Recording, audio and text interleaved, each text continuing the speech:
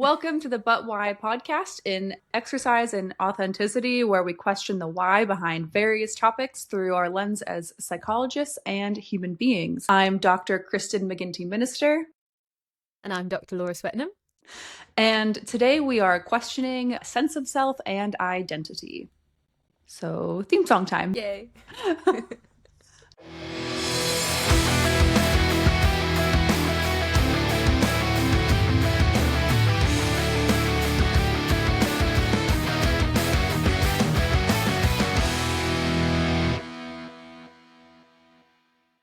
Well, I guess maybe first thing to say is, well, one, welcome to our first podcast. Two, please be warned, we might be a little bit awkward today, but we're going to see how things go. I guess kind of to kick off, it might be useful just to talk about why we wanted to start this podcast. So, like me and Kristin, we often have a lot of conversations, I suppose, around like different topics, quite a lot around kind of sexism, sport, social justice sort of things. And so we thought it might be interesting to bring those conversations into a podcast, and also just kind of to give us some space to talk through these things and a space to be authentic and, yeah, talk about things that we care about but are also quite angry about probably at the same time. There's always that underlying rage, especially from me sometimes. Exactly. Kristin really needs an outlet for that sort of stuff, so podcast. That's exactly what my sister said. There you go. She said, I think this will be a good outlet for you, Kristin. Yeah.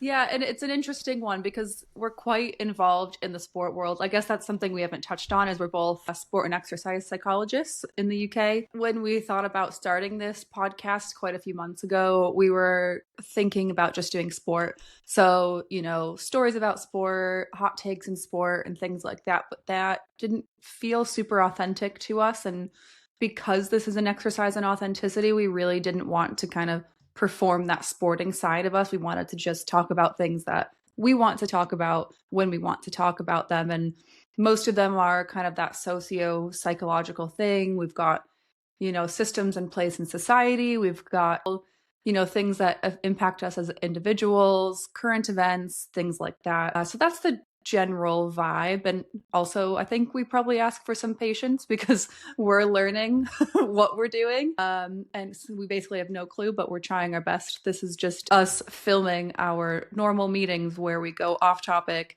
for about an hour. That sounds about right, for sure. And I remember though, like the first time, I think we were messaging on WhatsApp, and it was like, it felt so freeing to feel like we were not just going to stick to sport and to just look at things that we thought were interesting that we wanted to discuss. I think because we've been training or you know, have been working in sport for a long time, but like over maybe like 10 years-ish when we like started training. I think you can get so consumed in that world that it's nice to sort of step outside of it. But hopefully we can put, a sports psych lens on some of the stuff that we talk about. Yeah, I mean, I'm sure we won't be able to resist doing some sport topics because we do love sport, but this is going to be quite cool to do. You know, we mentioned the topic being about sense of self and identity, and along the lines of what you were talking about, that sport side is a very specific part of yourself that is your identity. And that's why it was freeing to say, oh, we're not going to just do sport. We can explore other aspects of our identities. And I think that's why we want to touch on that today, because it's not a super well-known concept. I mean, as sport psychs, we talk about it constantly, obviously, but it's not necessarily something that most people think about on a daily basis. Yes, I think this is totally, like a natural progression into it. And I think also it's like, you know, for kind of you guys like listening, hopefully it's a bit of an insight into us and who we are. So we'll share some bits about our identity and hopefully let you kind of reflect on parts of yours as well. So yeah, Kristin, kick us off. What's identity? Well, here's another warning. We love reflection. So be prepared to hear a lot about, you should reflect on this, we should reflect on this, etc., etc. You'll probably get sick of the word. So yeah, let's get started. So identity is kind of a term that gets quite confusing, and it can be conflated with a lot of other terms quite a bit. And so I think the important thing is distinguishing between sense of self and identity.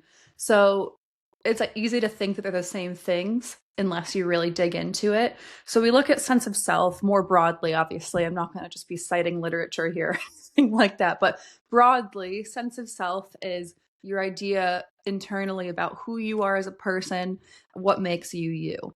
Whereas identity is more socially constructed. It's kind of like your external reality. It's my identity as a woman, gender being constructed. It's my identity as a sports psychologist.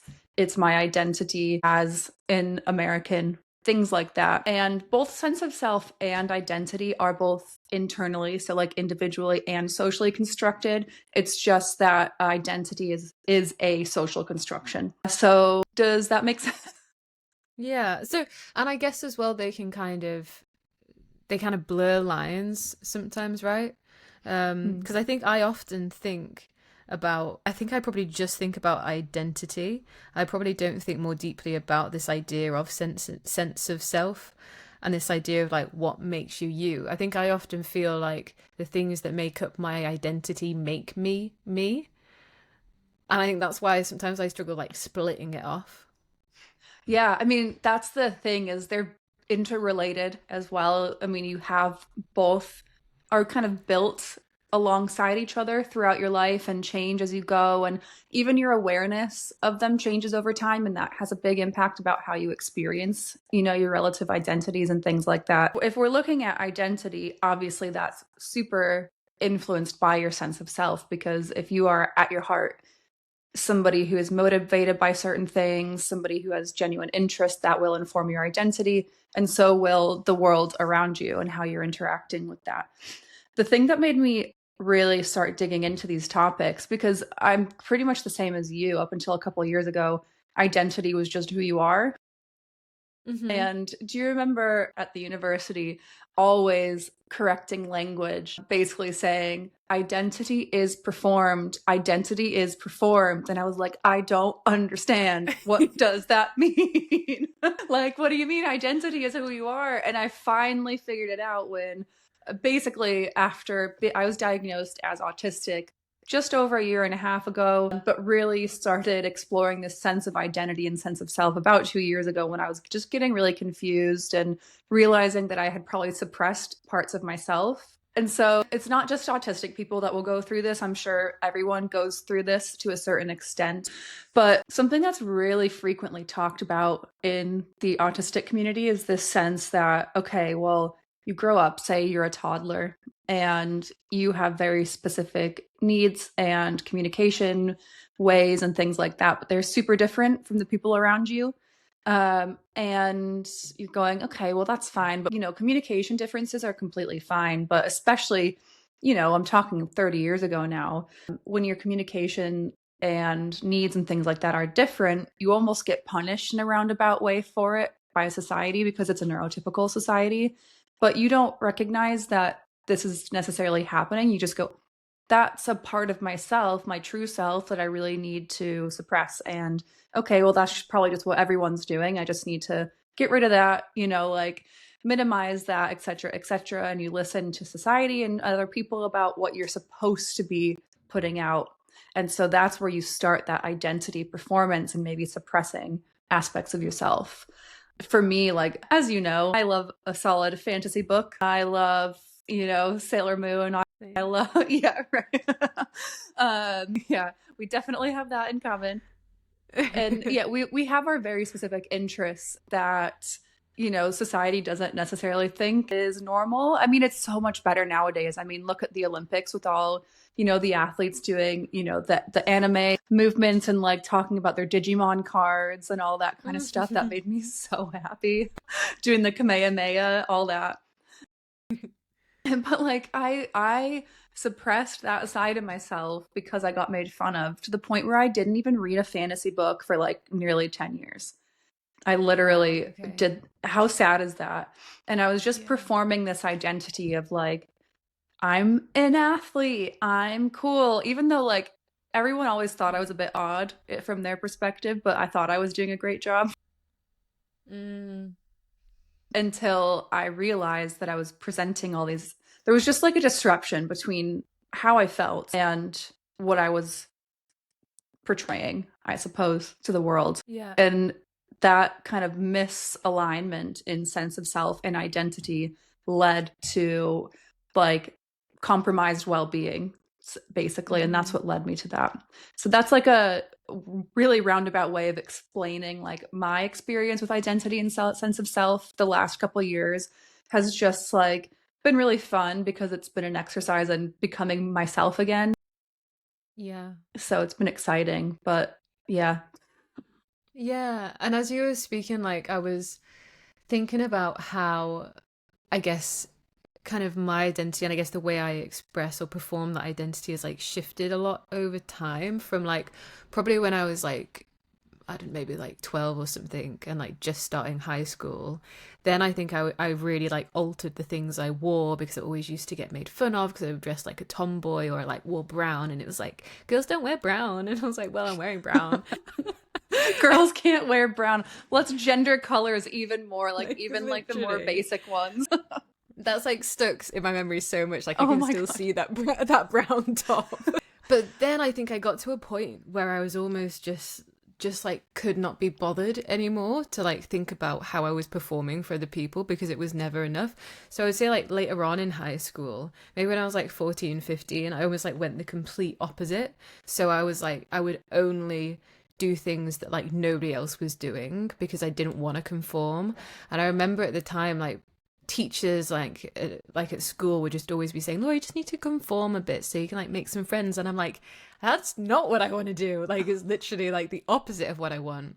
So I think at that time I like, even though it was quite like isolating, I was probably more myself then than I maybe than I am now. I don't really know. But I think then when I moved into sport, that I think then I started moving away from being more like authentic and starting to put more like masks up and starting to perform more because it was like a professional environment rather than actually back at high school. I couldn't care less what people thought. Lucky. That sounds amazing. I wish I was more like that now. I keep thinking, how could I be more like myself when I was in high school and I just said what I wanted to say? And like now, I just overthink it all the Yeah. time. I think there's a reason for that, and that is that there are more obvious punishments if you're not fitting properly. So, in high school it can be in as, those punishments can come as social isolation and bullying, but if you do not care if you're in social isolation, then it's not really like a real punishment. And then, I oh, sorry, go. I was gonna say I never got put in detention once. I think I got taken to like the teacher's office one time. Um, but I think it was because it was like an all girls school, so there was no risk of like physical like getting beaten up or anything. I mean, Mm. maybe that's again like a generalization.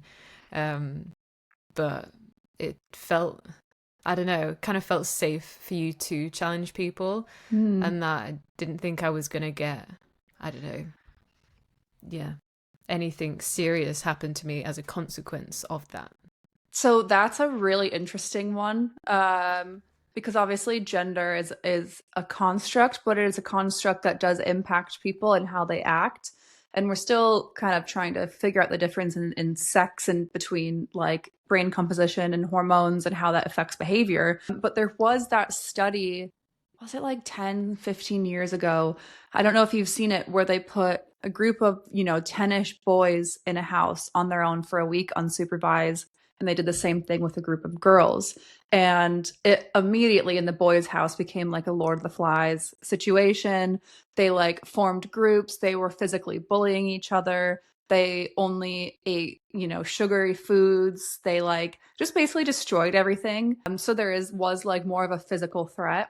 But in the girls' side, the first day they all got together on a whiteboard, determined who had what chores. They were cooking together. There was no physical bullying the whole time. However, towards the end, the last few days, the relationship started to break down a little bit, and they started forming groups and arguing that way using more like words and emotional ways of like Yeah. manipulating and bullying. It just kind of was expressed very differently based off of their gender. And so I think that's a really interesting one to to consider. So maybe you didn't have that threat of physical violence, but was there like any pressure from girls in school? Because I know I certainly experienced that, and I didn't go to an all girls school or anything like that, but there was that sense of like you need that safety, that like psychological safety, I suppose. So that would be a good topic. Psychological safety. That'd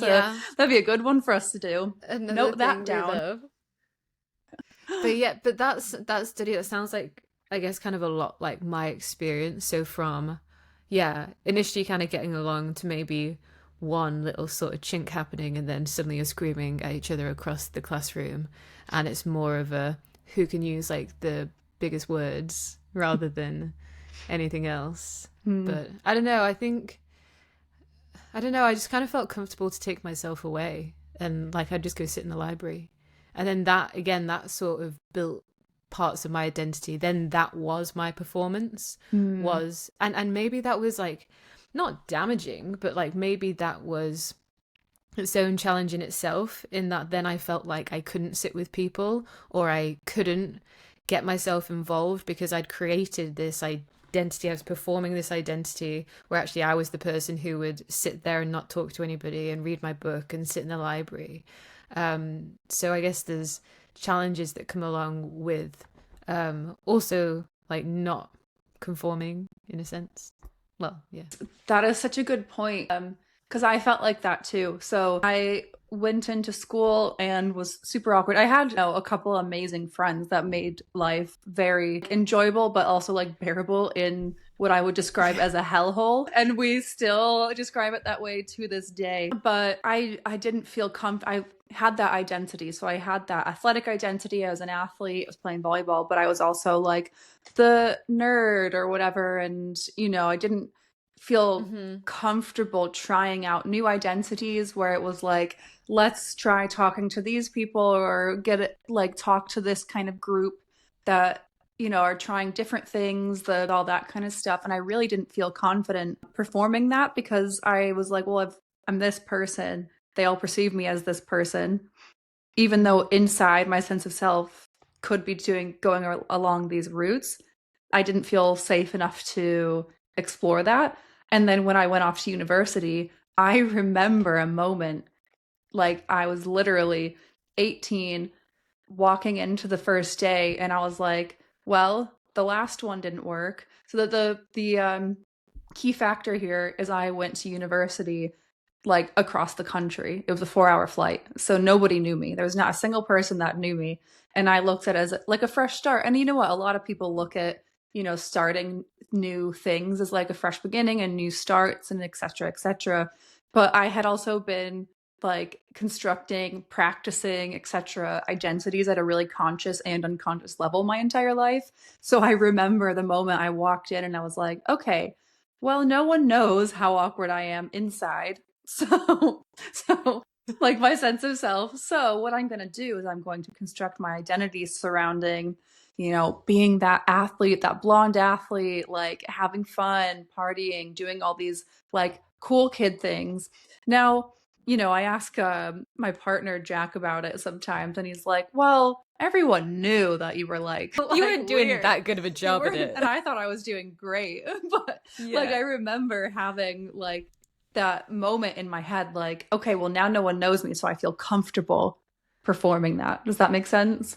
Yes, totally. And I think I'm probably or can be the same, but it's the awkwardness and probably like anxiety. Because maybe more, would that be my sense of self? Just like anxiety is my sense of self. But then, and I would often have like people saying to me, even like now, like, oh, Laura, you seem like so calm and relaxed. And I'm actually like, I'm like panicking inside. But yeah, if you think that, that's fine. So yeah, that's always fun. I think from our conversations before, like, I don't know if sense of self can be anxiety, but I think that would probably come maybe in our world. I mean, just anxiety is just like a normal function of life, I feel like, in our society. But I feel like anxiety can come from a misalignment of your sense of self and being able to express that over time.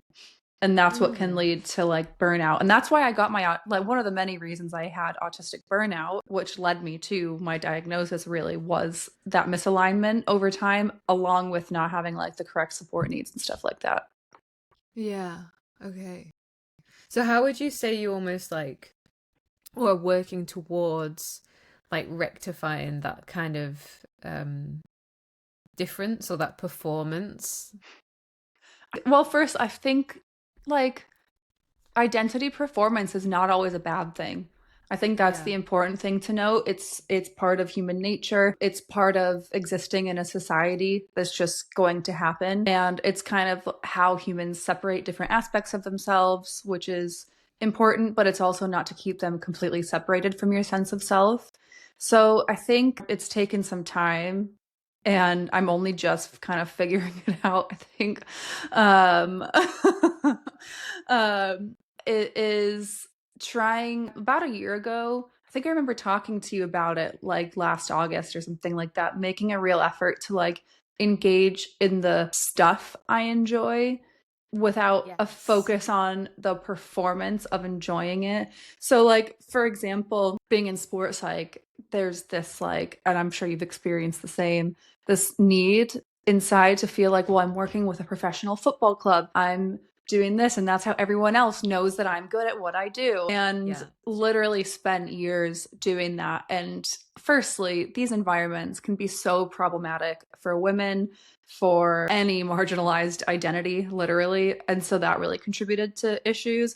But my main thing was just getting hit. And then I realized, okay, well, I'm going to be looking at process oriented things, not outcome oriented. I can't control if other people think I'm, you know, good or successful or whatever. I'm going to do the things I actually want to do. I was offered a job at a, professional women's soccer club as their sports psych. And I said, absolutely not, in the nicest way possible, Yeah. because I just wasn't ready. And maybe I will in the future, but I couldn't do it. And then I started to lean more into research and our sexism work and things like that. And Mm-hmm. that kind of started a complete, like, I've forgotten the word that I was going to use, but it just like Renew. renewal. No, domino effect. That's the one.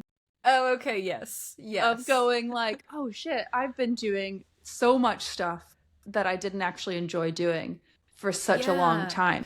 Yeah. Like, and I think that, and maybe like kind of similar to you, I think kind of during that training to be a sports psych time, like I think what I found really confusing was like how uncomfortable is this meant to feel, right? Because it's a new thing, so therefore there is going to be a degree of discomfort, and there's got to be a degree of we kind of need to push through that as we learn and get more like competent and comfortable in these environments.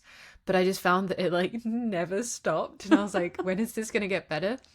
So similar to you, like, so I was probably working in football for like um maybe like 3 or 4 years ish until I was just like, I just can't do this anymore, and having to kind of shift environments. And I think that's really difficult because to me it felt like I was failing, like I hadn't figured out how to do this yet. And it was like, I've been doing this for X amount of years, why haven't I figured it out yet? And I think it was, I don't know, I kind of put it down to like less that it was something that I needed to figure out, but actually just an environment and a space that I just didn't quite fit into, and that was okay. And kind of trying to instead lean into spaces that I felt more valued and I guess more comfortable. I don't really like using the word comfortable, I don't know why, but just more like at ease. But I think it's hard to sometimes say to yourself, like, you know what, like, this isn't going to get better. I think it's really, I don't know, easy to sort of stay and just keep pushing and hoping that it will get better. Hmm. Yeah, I think you realized a lot sooner than I did that it's not about you, it's about the environment. Like that's what was causing the issues. It wasn't you. It's the culture that you're in. Going back to what you said about, the word comfortable, I think we're not against using it, but we struggle to use it because the world, but also sport the idea of comfort is like taboo. Like, how are you Yes, supposed to that's push so weird. yourself? Like, how are you supposed to push That's yourself and become the best version if you experience any comfort? Isn't that bizarre? Like, I don't think I've ever really like thought about it that much before, but I definitely have like an adverse reaction when it's like comfortable. I'm like, oh, you shouldn't be comfortable. We need to get what does everyone say? You need to get comfortable feeling uncomfortable. And I'm Mm-hmm. like, "Oh, can I not just sit home with a blanket and the TV on? But that's yeah, that's interesting. Hmm. You know what that's called? Hypervigilance. That's the state we're just constantly in. Yeah. No, literally. So I think most people probably in society at this point are in a broad state of hypervigilance. I mean, you have the state of the economy where we've got like families, you can't have anyone at home, everyone's working. The politics of things going on right now, everything going on in different countries from like potential wars, just so much stress. And then down to our daily lives are quite stressful, like work expectations are through the roof because we can find people everywhere. You can never hide from your boss. Was it Australia or New Zealand just made it like illegal to contact people after like 5 o'clock or something like that? It's awesome. So I think everyone's in a state of hypervigilance to a certain extent, but then you add that sporting context where you just there's this kind of like vibe where you just have to be perfect 100% of the time. And even those of us who are telling our athletes every single day that's not sustainable, we're still engaging in that behavior. And I think that's one of the reasons I was like, I need to stop this, because what kind of example am I setting if I'm not looking after my own well-being? In that integration of identities, like going back to like focusing on the identities I want to perform, and getting in touch, relearning what my sense of self is, has been like kind of life changing. Yeah, like we said, the identities that you want to perform. It's not that like all identity performances are something we should like get rid of, but we should be, I guess, like consciously deciding which ones we want and then which ones are maybe for ourselves and which ones are for other people. Um, like I remember probably like maybe a year, 2 years ago. It was like around the time I just kind of started getting counseling for the first time. And I remember there was just like a little kind of switch where I just suddenly started wearing loads of band t-shirts again and started not caring about what people thought and like wearing them on like work calls and stuff. And it was like so positive because people would end up like asking me questions about it and I would be able to talk to them about things that I was actually interested in rather than like performing a certain identity. And of course, yes, kind of wearing appropriate clothes is probably good in like certain situations. But I think even just that, like just wearing what I wanted to wear, was empowering in itself. Yeah, because how crappy is it when you're performing identities that have no relation to your sense of self? You said, well, I can't wear band t-shirts for whatever reason, consciously or subconsciously you realized, but that's a part of you. So what you're really telling yourself is, well, the world in this context, so like what work, academia, sport, doesn't care about who I am, doesn't even want to know who I am. So I need to hide that to get ahead, succeed, whatever that is. How sad is that? Yeah, like literally leave that part of yourself in the wardrobe. Literally, yeah. That's why I started basically my first, once I started kind of getting back into myself, I've always wanted like tattoos, not loads.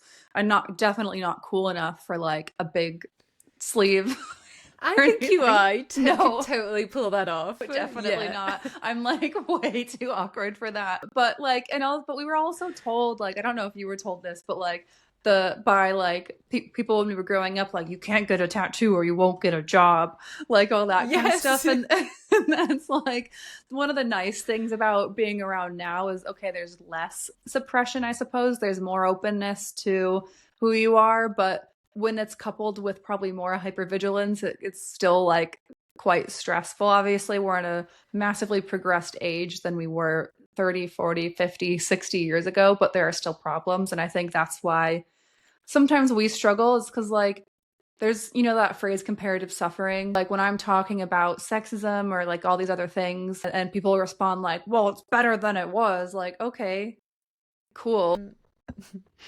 Do I need to say something and apologize for our bad internet? There was no awkward pause here. Our internet works completely fine. Let's move on. Yeah, okay, cool. So, yes. Okay, Okay. so yeah, you were talking about kind of like I guess kind of tattoos and like almost like perceptions of that. And I remember when I first like told my parents that I wanted to get a tattoo, um, that they were the same, like what will people at work sort of think? And part of me was like, well, I've already got a job, so it's fine. Like, I can always just hide it. But then, so I got my first tattoo literally like a few weeks ago. Woo woo. Yay! And I remember one of the things that like helped me make the decision was actually going to a work conference and just seeing loads of other like successful academics and like researchers like with tattoos, and I was like, why am I like worried so much about what other people think? And so then actually when I was at that conference I ended up booking my tattoo there. But I think Oh, that was one really? of the that was one of like the biggest challenges for me though, was just like, oh god, like what are the people going to think of me, rather than actually what did I want for like myself. Mm. Yeah. It's it's crazy how much other people's perceptions get built into, like programmed into our brain, that we start to prioritize that over what we actually want and need. And that happens a lot to women. That happens a lot to autistic people and neurodivergent people.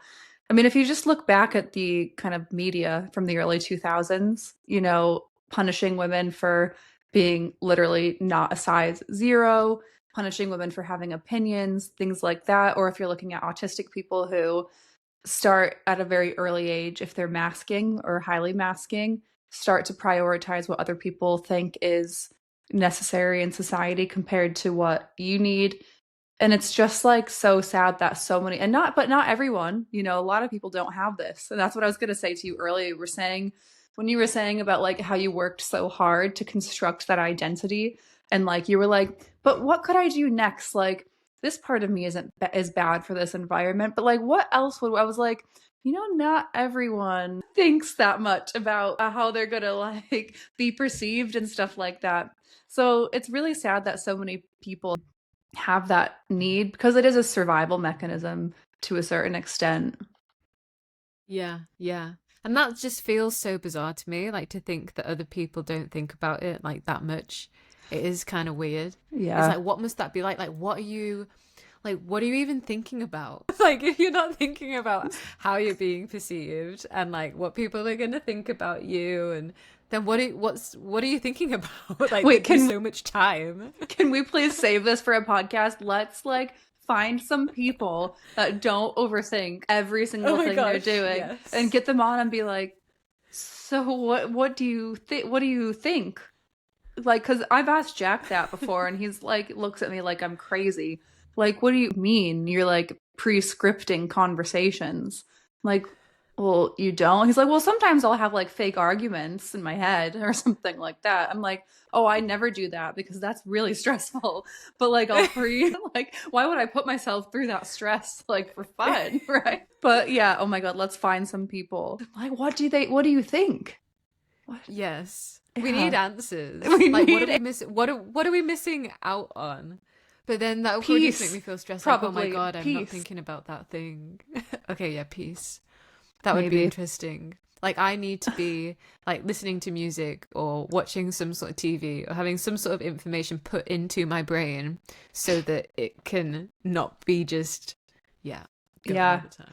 because I struggle. If I'm not doing that, then the pattern recognition is going crazy, and I'm going, well, this could happen. This is the anxiety that you're talking about.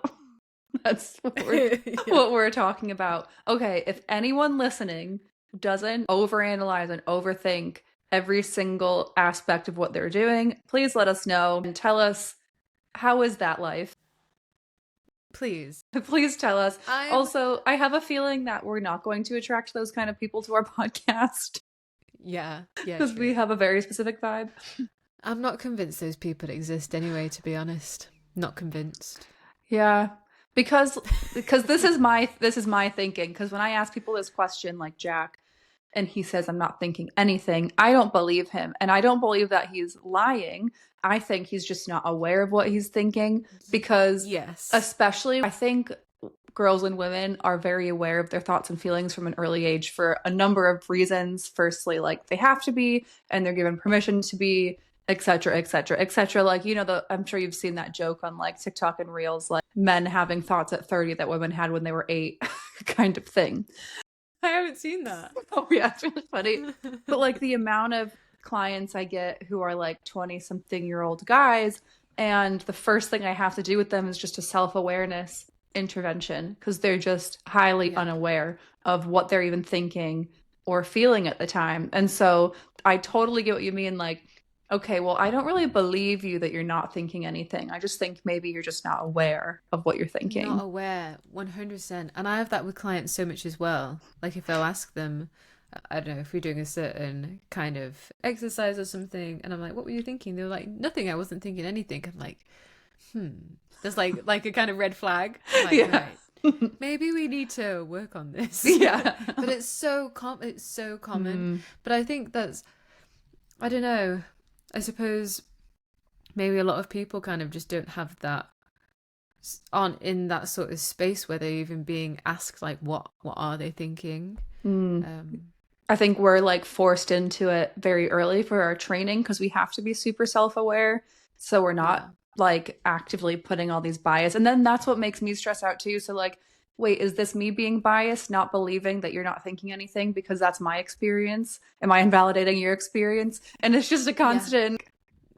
definitely. It's like I'm like, I don't want to think that you're like lying to me almost. Yeah. And I'm like, like maybe I need to just kind of trust what they're saying to me or whatever. But then I think that becomes, I don't know, after you work with clients who kind of share those kind of same experiences, then you sort of are able to, I guess, kind of more, with more certainty, be like, yeah, like this is something that we need to work on and build. But it's not always easy because some people don't want to be like aware of those things all the time. And I guess like with anything, there's you can be almost too self-aware at times. Yeah, you can be too little self-aware. But maybe like with us, maybe we're overthinking everything because we are too self-aware. Do you think that's a thing? It's almost like the kind of like ignorance is bliss sort of thing. And Mm.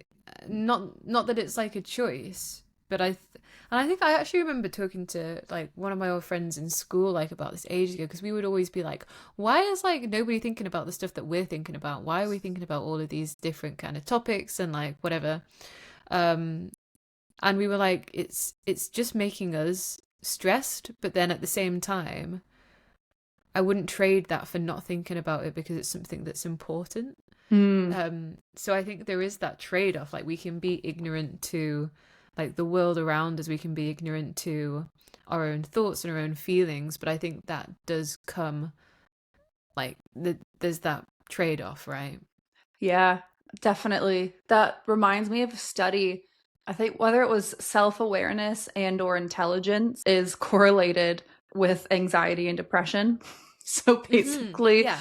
the more aware you are of yourself and the world that you live in, the higher likelihood you are of being super anxious or, whether it's having depression or depressive symptomology. And that says probably more about our world than anything else. It just means you're aware of how shit things are sometimes. So yeah, that makes sense. How did Yeah, we? This aware of is how shit things are like all the time. yeah, All the constantly. It never time. ends. Like sometimes you Yeah. can like get engaged in like a fantasy book where they've got a different stressful experience, and that's great. Uh, But then eventually when yeah. you have to stop and make dinner or something, you're like, "Oh yeah, there's an election in like a couple weeks in America that is Oh very my stressful." gosh. Which is why I struggle so much with the news because it's always Hmm. so depressing. Um, yeah. I literally, so the 2020 election probably contributed significantly to like my burnout and like issues with well-being and stuff like that. I was on the news every morning, keeping track constantly. And I'm still keeping track now because you have to, and I want to be educated. But I promised myself last time that I would never do that again. Um, Mm. because I'm not changing anyone's mind. I mean, it's this thing that we've talked about a lot where like like the coping mechanism. For me, a coping mechanism is like, oh, well, if I just tell you, if I just educate you on what's happening, then you'll change your mind. Like it just doesn't work that way though. Like I always try, I'm like, well, I'm just explaining. Like if you have, from my perspective, very like justice sensitivity is like a huge thing of mine. So like if the information's there and you're not, I feel like you're ethically bound to know these things and act upon them. And I think it's a problem for me of like putting that on other people because not everyone's like that. So I know you talked about it. You were like, when I think I sent that meme to you that basically said like, oh, I can just solve a problem by explaining. And you were like, wait, that's not what, that doesn't work. Wait, what? This is what I've been doing for 29 years. I'm like, yeah. It makes me think of when because obviously we've been doing kind of, well, you've been leading a lot of our like research on sexism, which has made me really think more about sexism and talking about it more, like to my friends, like to my family. And I was so surprised that when I started talking about it, that the perspectives were just completely different from like what we see or what we read like in literature and kind of how we talk about it, I guess, in more of an academic sense. And I was like, I'll just keep explaining it and keep saying it, and then eventually like it'll be okay. And I think there was almost like a panic like associated with that of like, why aren't we like on the same page? And I think that for me kind of leads to this like over explaining, because it's I don't know, some people might say it's like a need to be right, but I think it's more like trying to just get clarity.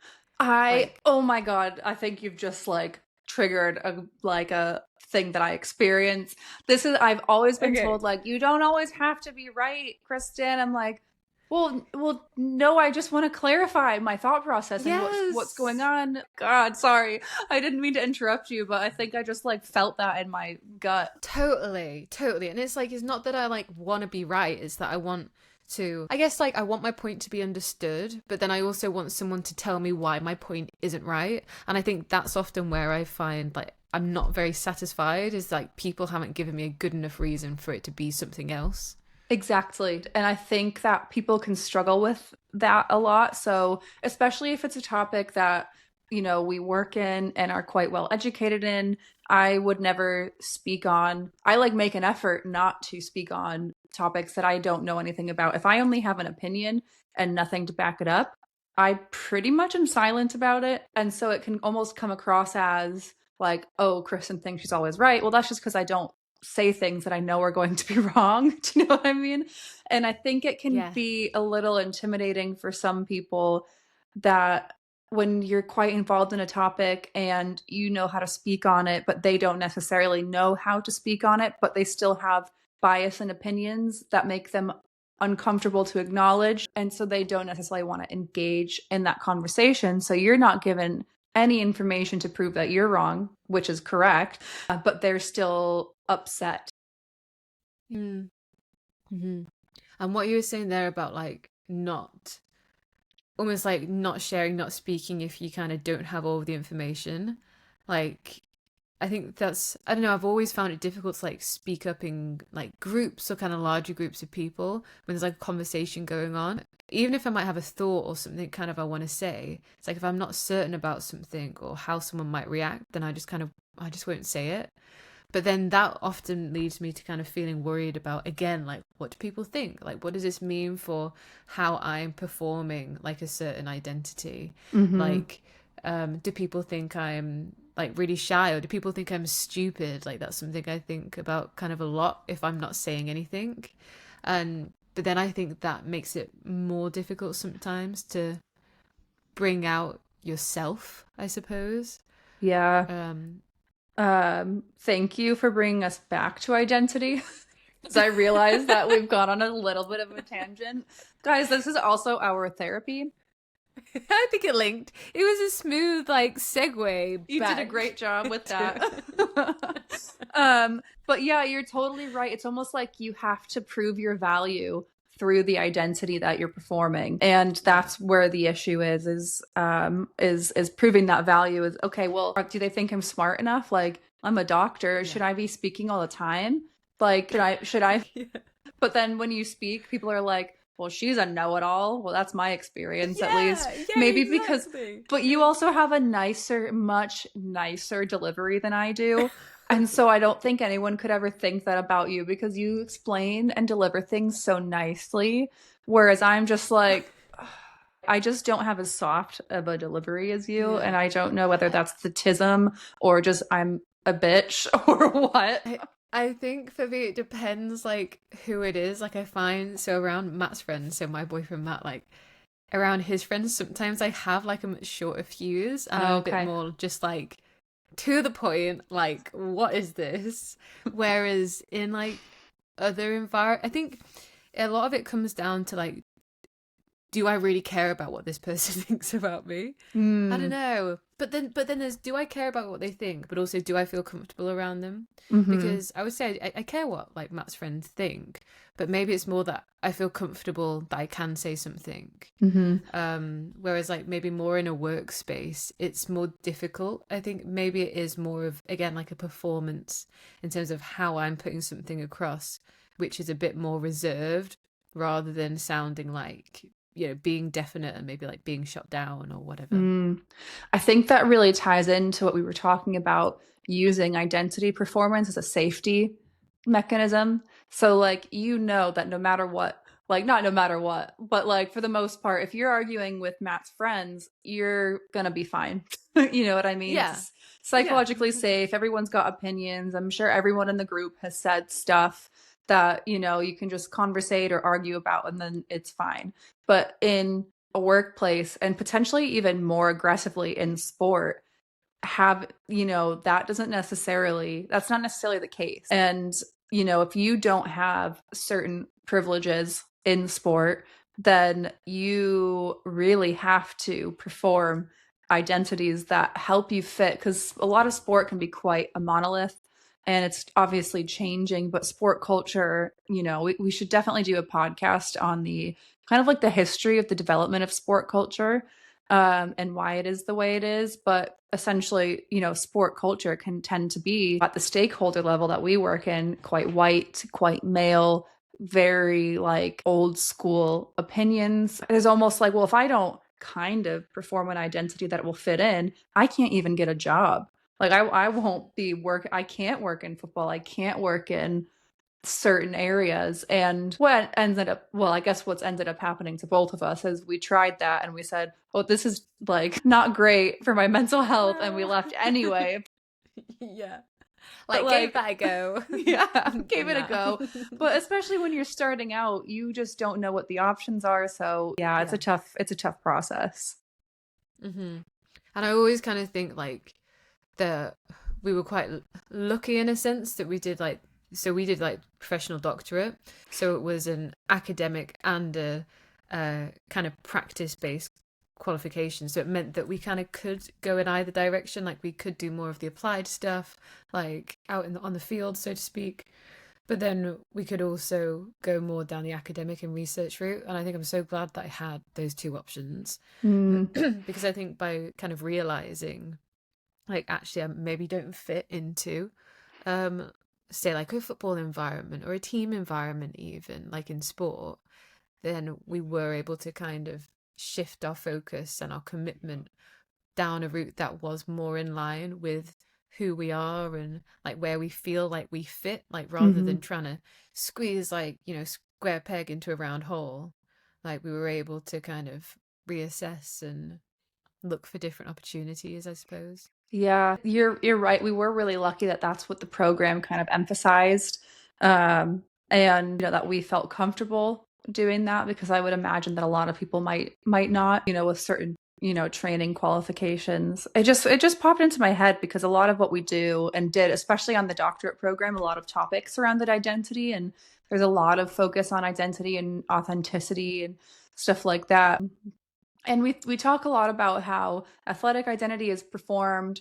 So, for example, if somebody has been playing football since they were 3 and they've been in the academy since they were 8.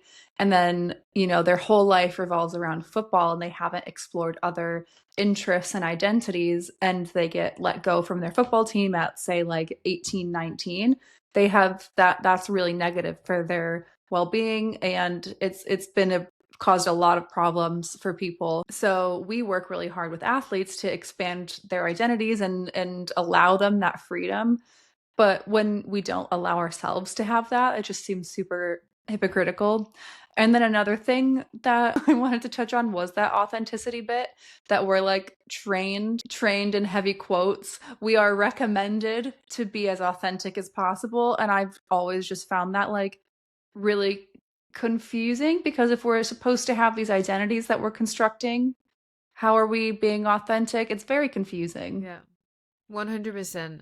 I remember always asking, like other people, like on the degree, um, like, what does it mean to be authentic?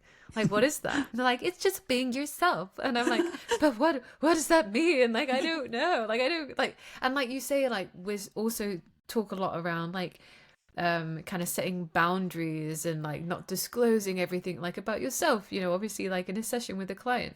So then it's like, well, how am I being authentic whilst I also have a lot of boundaries set up that are almost preventing people from learning about who I actually am as a person? And I think that is, yeah, that's a process in itself. And I think I'm a lot better at it now than I was, maybe when we're in like the first kind of few years of the training. But I think there's always that voice in your head like, oh, should I be saying this, or should I be showing this part like of who I am? Like, is this appropriate? But yeah, that word authenticity, I think, is like, how do you ever know? How do you ever know if you're being authentic or not? Like, I feel like some people know, and they're probably the ones that don't overthink. And then Yeah. some people will just never know, and we probably fall into that category, but we're just trying our best. But then I would think that some people might look at us, especially like now that we're being more ourselves, and be like, well, they're clearly authentic because they don't have any issues showing their interests and like stuff that might be considered weird. So like it's also super Like, like they're weird. They must be authentic. yeah, exactly. Like they clearly don't care what people think. And then here we are in the corner like, "Oh my God, what do they think?" Oh my God. Yeah, so I just think to kind of like round it out, it's like important to have your identities that you want, that you can tie into your sense of self.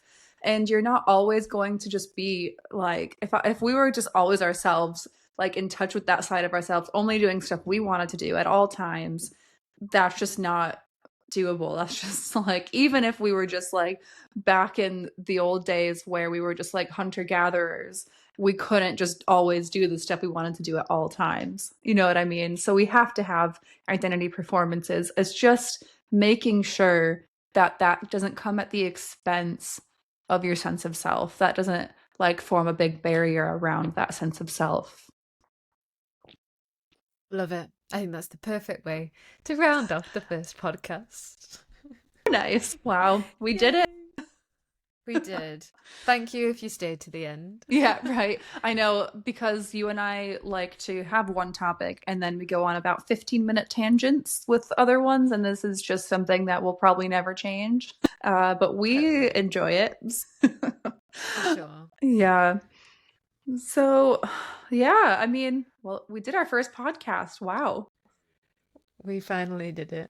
We've had a lot of challenges, but now we're here. Yeah. We'll see if it's recorded properly. Yeah. But I guess to close, what should we do? Socials? Yes, so we are now social. Well, we have a degree of social media stuff going on. A certain degree. A certain degree. An attempt. An attempt, because I guess that's just the world we live in. So you can find us on butwhy.pod on TikTok or Instagram. And Laura is an enigma floating in the atmosphere without social media. Oh, you've got a Twitter. It's like a Twitter. I do have Twitter. If you want my professional Twitter, L_Swetnam. Nailed it. It's not that exciting. And then I am attempting TikTok and Instagram. You can find me at dr.kristin on TikTok and Dr. Kristin M on Instagram. We can stick all that in the show notes as well. So our next topic is going to be probably ambivalent sexism. And that's one we could talk about for ages, but it's a super interesting topic. Well, thanks for listening. Thanks, everyone. Catch you soon.